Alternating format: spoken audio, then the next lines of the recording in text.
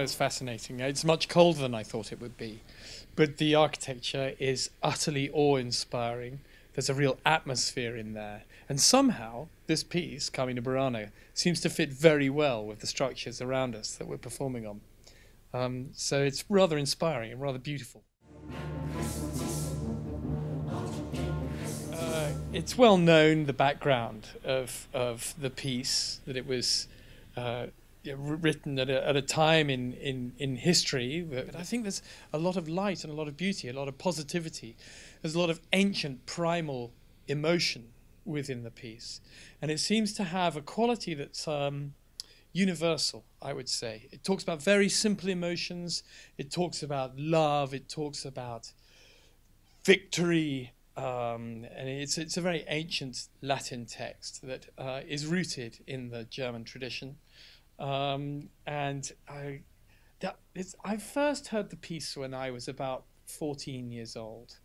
And I remember hearing it and thinking to myself that it was as if I had dreamt up this piece, because it seemed to come deep from within my own consciousness. It was something that the 14-year-old Toby Spence wanted to hear at that time.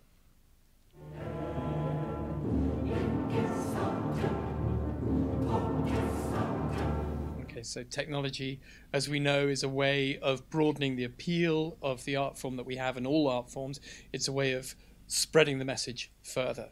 And, of course, diversification in the technology means that you can appeal to more people who have an interest in technologies, in experiencing things in a more dynamic and perhaps more engaging, more stimulating way. And sure enough, 360 is going to do that, because it's going to enable them to interact with the media, to move around within it, and to feel as if they can turn their heads and see what they want to in the moment, which has got to be a progressive development in the technologies that we use.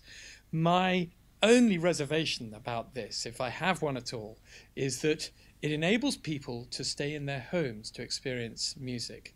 And I really feel strongly that music is experienced best live, and that we take it home as a secondary experience, to experience it in the home, as a part of an enhancement of the memory, rather than an experience of the music and the performance itself. That's my only feeling. But I am all supportive of all technologies.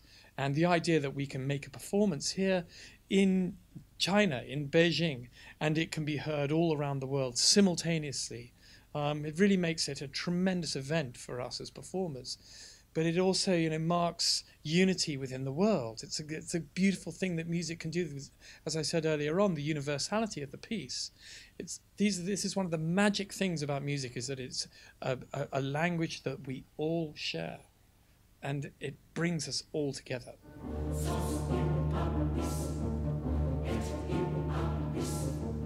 My connection with the label, it goes back to my favorite early Bach recordings of Richter on the Archive label, when the first time I heard things like people like Häfliger and Dietrich Fischer-Dieskau on those early recordings made in Berlin. And the first time I heard the Matthew Passion, St. Matthäus Passion, was an Archive recording. So I have a very strong connection with the label in terms of my education as a musician. That banner of gold across the top of your recording has always been a symbol of quality and a mark of precision, and also I would say archive type performance, something to do with urtext within its performance. Authenticity is something that seems so key within the label's mark.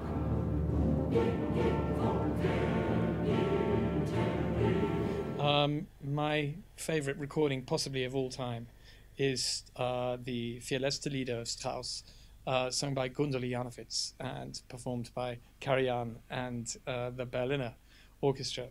And that for me is a model, but I have so many others recorded by Claudio Abbado. They go on forever. My favorite recording of Parsifal, It just goes on and on and on. Wonderful recordings of Brahms symphonies, and it's, you know, I guess it's a mark of quality that you turn to first, and you see that as a very quick reference for what should be the benchmark of quality, and then you can turn to others to see how they compare, and you can draw your own conclusions from that point. But a good starting point is that golden banner across the top.